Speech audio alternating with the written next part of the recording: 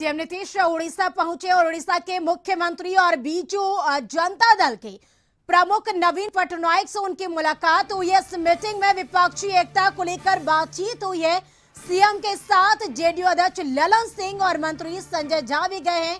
दरअसल आपको बताएं कि नीतीश कुमार पिछले कई महीनों से विपक्षी दलों को एकजुट करने में लगे हैं। पिछले दिनों बंगाल की सीएम ममता बनर्जी और यूपी के पूर्व सीएम अखिलेश यादव से उनकी मुलाकात हुई थी और आज वे नवीन पटनायक से मुलाकात करेंगे और उसके बाद नीतीश का महाराष्ट्र का भी दौरा होना है, जहां उद्धव ठाकरे और शरद पवार से उनकी मुलाकात हो सकती है।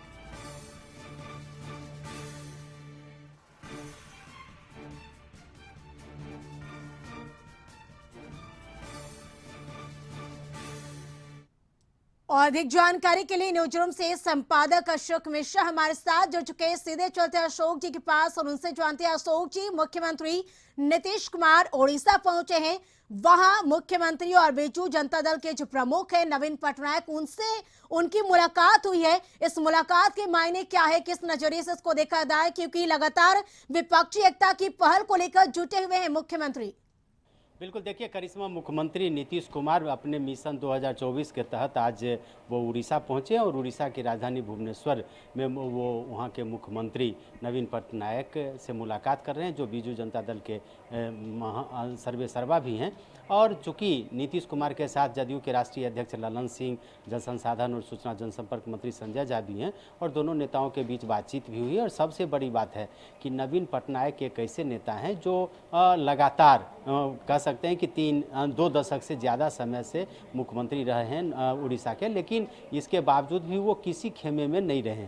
हालांकि उड़ीसा में बीजेपी के साथ ही उनकी मुख्य टक्कर होती है, आमना सामना होता है, लेकिन नवीन पटनायक कभी कांग्रेस के भी करीब नहीं रहे। वैसी परिस्थिति में क्या नवीन पटनायक को मना पाना नीतीश के लिए आसान है? क्या नवीन पटनायक विपक्षी खेमे में जा सकते हैं क्या? ये इन सारी बातों पर मुख्यमंत्री नीतीश कुमार वहां पहुंचे हैं। वो नवीन पटनायक का मन टटोलेंगे, उनसे बातचीत करेंगे और फिर विपक्षी एकता के लिए पहल करेंगे।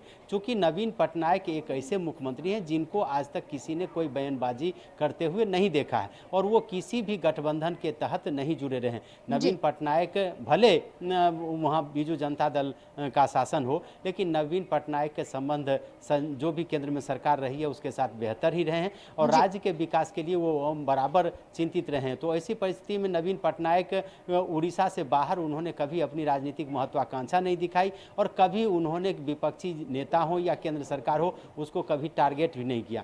नवीन पटनायक एक ऐसे नेता है जो उड़ीसा लगातार आप कह सकते हैं कि समुद्र के किनारे होने के चलते मौसम की विपरीत परिस्थिति का सामना करता रहा है। और एक समय तो ऐसा आया था कि जब उड़ीसा में जब बहुत बड़ा आंधी तूफान का कहर बरपा था तो केंद्र सरकार और प्रधानमंत्री नरेंद्र मोदी ने विशेष सहायता देने की भी पहल की थी, तो नवीन पटनायक ने उसे ठुकरा दिया था और वो उन्होंने कहा था कि ये दूसरे राज्यों को दिया जाए, हम उड़ीसा अपने बलबूते पर यह काम कर लेगी। तो ऐसी परिस्थिति में कह सकते हैं नवीन पटनायक एक ऐसा चेहरा है जो कहीं भी विवाद में नहीं पड़ा है। नवीन पटनायक की कहीं कोई राजनीतिक महत्वाकांक्षा नहीं रही है, उड़ीसा के विकास को ही वो अपना सर्वोपरि कर्तव्य मानते रहे हैं। तो ऐसी परिस्थिति में क्या नीतीश कुमार को सफलता मिलेगी नवीन पटनायक से मुलाकात के बाद? क्या नवीन पटनायक विपक्षी खेमे में शामिल होंगे? ये सारे यक्ष प्रश्न हैं और इस प्रश्न का जवाब अगर दोनों नेताओं के बीच अगर संयुक्त प्रेस कॉन्फ्रेंस होती है नवीन पटनायक और नीतीश कुमार के साथ,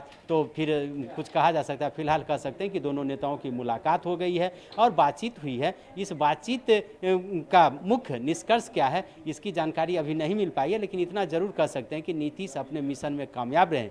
कहा जा रहा था कि नवीन पटनायक जो बिहार में विपक्ष है और केंद्र में जो सत्तारूढ़ पार्टी है बीजेपी, उसके नेता लगातार बोल रहे थे कि नवीन पटनायक नीतीश कुमार को भाव नहीं देंगे। नवीन पटनायक कभी इस तरह की खेमेबंदी में नहीं रहे। एक समय तो इस तरह की खबरें मीडिया में भी आई कि नवीन पटनायक ने समय नहीं दिया नीतीश कुमार को, लेकिन इन सारे कयासों को एक तरह से कहिए खारिज करते हुए नवीन पटनायक और नीतीश कुमार की मुलाकात हो रही है। और विपक्षी एकता की मुहिम में नीतीश ने जो भी कदम उठाए हैं वह कदम बिल्कुल अशोक कि जी, मिशन 2024 को लेकर लगातार विपक्ष जुटी हुई है के बाद एक मुख्यमंत्री नीतीश कुमार दौरा करे। अब उसके बाद अगर बात करें तो वो महाराष्ट्र भी जाएंगे, जहां पर उद्धव ठाकरे से मुलाकात करेंगे, शरद पवार से भी उनकी मुलाकात होगी। तो विपक्षी दल के कई बड़े नेताओं से उन्होंने मुलाकात भी की और मुलाकात भी करेंगे। तो यूं कहा जाए कि जो 2024 का जो मिशन जिसको लेकर वो चले, विपक्षी एकता की मुहिम, वो अब कवायद तेज होती जा रही है। देखिए, नीतीश कुमार के महाराष्ट्र जाने के पहले ही देवेश चंद्र ठाकुर जो बिहार विधान परिषद में सभापति हैं, कहा जा रहा है कि नीतीश के प्रतिनिधि के रूप में जाके उन्होंने उद्धव ठाकरे और शरद पवार से मुलाकात की है। और पिछले दिनों आपने देखा होगा करिश्मा कि शरद पवार ने जब इस्तीफा दे दिया था एनसीपी के राष्ट्रीय अध्यक्ष पद से, तो 2 दिनों तक महाराष्ट्र की राजनीति गरमाई रही थी और अंततः फिर शरद पवार माने और उन्होंने अध्यक्ष पद स्वीकार कर लिया। अब फिर जब शरद पवार ने अध्यक्ष पद स्वीकार किया तो उसके बाद तुरंत उन्होंने कहा कि विपक्षी एकता को मजबूत करने के लिए वो पहल भी करेंगे। और उन्होंने साथ साथ नीतीश कुमार का नाम भी लिया था कि नीतीश कुमार कांग्रेस समेत सभी नेताओं के साथ कॉमन मिनिमम प्रोग्राम पर वो विपक्षी एकता की पहल करेंगे। निश्चित रूप से कह सकते हैं कि शरद पवार और उद्धव ठाकरे जो कांग्रेस के समर्थन से ही उन्होंने महाराष्ट्र की सरकार चलाई है और अभी गठबंधन, भले ही ये नेता अभी विपक्ष में है, ये दल अभी विपक्ष में हो, लेकिन इन सबों की एकता अभी भी मजबूत है। और वैसी परिस्थिति में उम्मीद की जानी चाहिए कि जब नीतीश कुमार महाराष्ट्र पहुंचेंगे तो गर्मजोशी से ये नेता उनका स्वागत भी करेंगे और वहां बेहतर पहल भी होगी। लेकिन सबसे बड़ी बात अभी उड़ीसा की करें, नवीन पटनायक की करें, नवीन पटनायक से नीतीश की जो मुलाकात है वो भी काफ़ी महत्वपूर्ण मानी जा रही है। और नीतीश कुमार ने जो मिशन 2024 की शुरुआत की है उसमें ये आगे चलकर एक मील का पत्थर साबित होगी। अगर नवीन पटनायक विपक्षी खेमे में शामिल नहीं भी होते हैं तो, लेकिन अगर महागठबंधन की कल बहुमत की जरूरत पड़ेगी या महागठबंधन को ये ऐसे समर्थन की जरूरत पड़ेगी जिसमें नवीन पटनायक की महत्वपूर्ण भूमिका होगी, तो उसमें नीतीश और नवीन पटनायक की जो मुलाकात है वो खास स्थान रखेगी। और आने वाले दिनों में जो देश की राजनीति होगी उस राजनीति में नीतीश कुमार एक ऐसे नेता साबित होंगे जिन्होंने विपक्ष के दोनों मतलब विपरीत धुरी को एक जगह करने में जिन्होंने कामयाबी हासिल की है। बिल्कुल, तो आज की इस मुलाकात में अशोक जी विपक्षी एकता को लेकर बातचीत हुई है। बहुत बहुत शुक्रिया अशोक जी आपका तमाम बातचीत के लिए।